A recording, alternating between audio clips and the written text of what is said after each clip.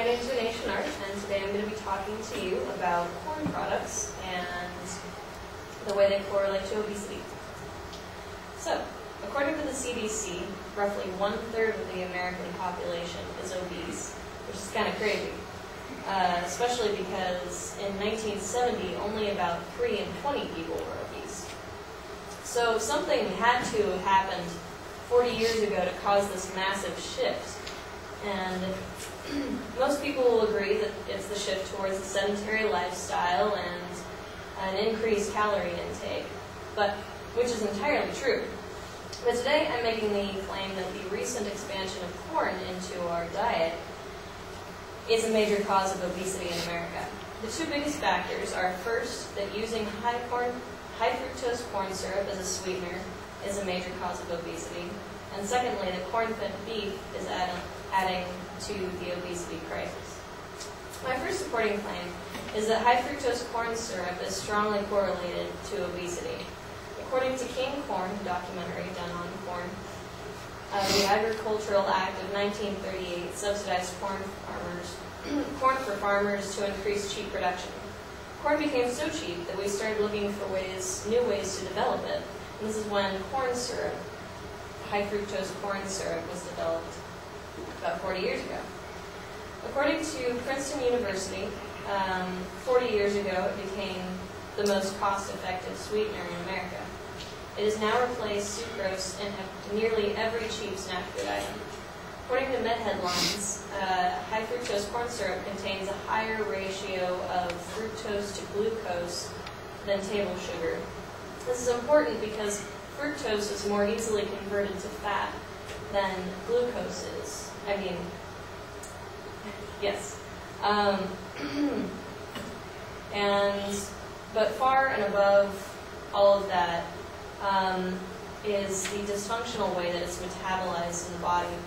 One study was done on rats at Princeton University and showed that high fructose corn syrup is very, very associated with massive weight gain.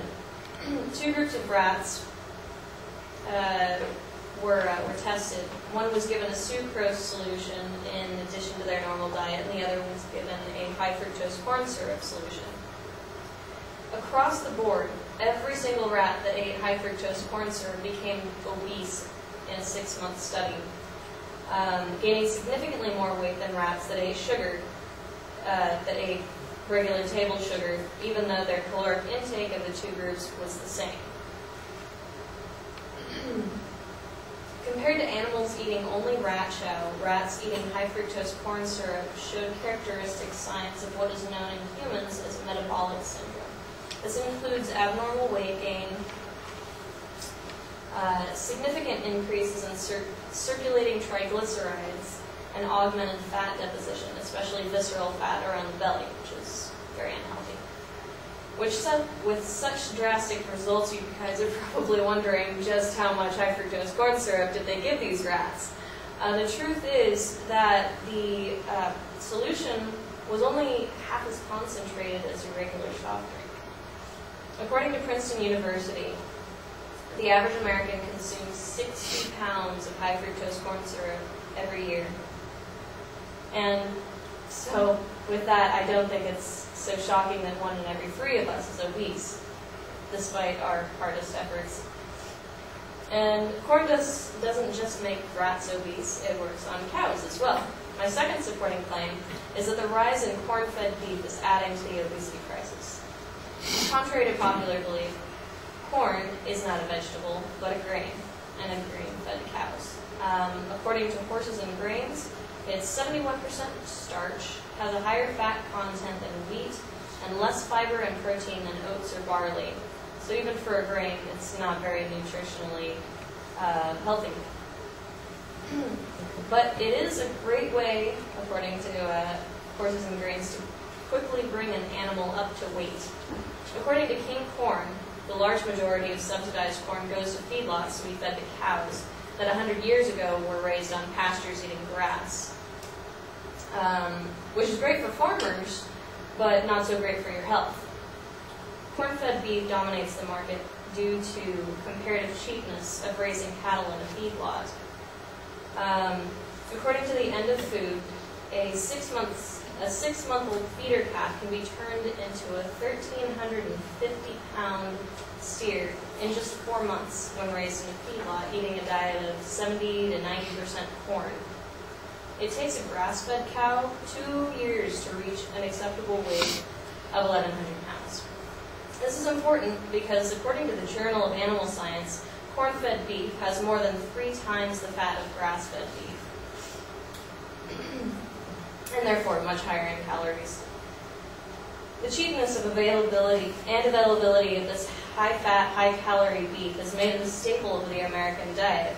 Americans are eating 9 ounces of meat per day, 4 times the daily recommended intake for protein, and a likely factor in U.S. obesity rates. In conclusion, I hope that you will agree with me that government-subsidized corn has become a major factor in the U.S. obesity epidemic in 2 ways. 1, the use of high-fructose corn syrup as a sweetener, and 2, the fat content and widespread availability of corn-fed beef. Thank you.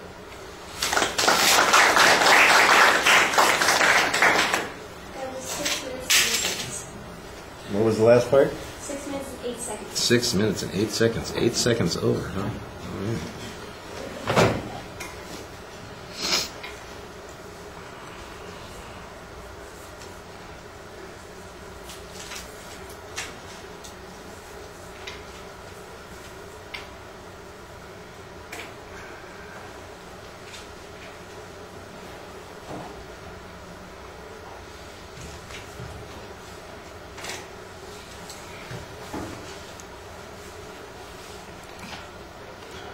All right, all the structural things are fine. It's easy to follow. We know what your proposition is. You have a nice lead into it. There's a good preview of what is going on.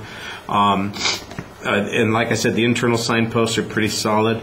You give a good explanation of some of the concepts. I think on the first point, you've got a chain of argument that suggests that there's a link to this metabolic syndrome that you're talking about, but I didn't think that that got developed very much. It seemed to be kind of a conclusionary statement, and there needed to be some more demonstration that that is the case with the human beings as well as the rats in the study. And that, the rat study is the one thing that you seem to be basing a lot of your inference on, and it's not necessarily a bad study. It might be a very good study, but it's hard to make a judgment based on the results of one study. And it was also a little bit tough because although you described some of the differences in the rats, I didn't hear any of the statistical comparisons in terms of weight and how significant they were. For example, if you had double the number of obese rats in the study, then that would correlate with the double number that we had over the last 40 years in the obesity population. Maybe that correlation would make a little bit more sense. As it was, it still remained a little bit abstract. On the second point on the beef issue, I thought it was a little strange that the last piece of information that you presented suggested that we're consuming far more beef and meat than we're supposed to be according to the nutritional guidelines that we have. And why that isn't the source of the problem as opposed to what the beef was fed is not clear to me. It seems to me like you are suggesting an alternative causality in your own argument. I thought the presentation was very effective and you did a good job talking to us. All right, thank you.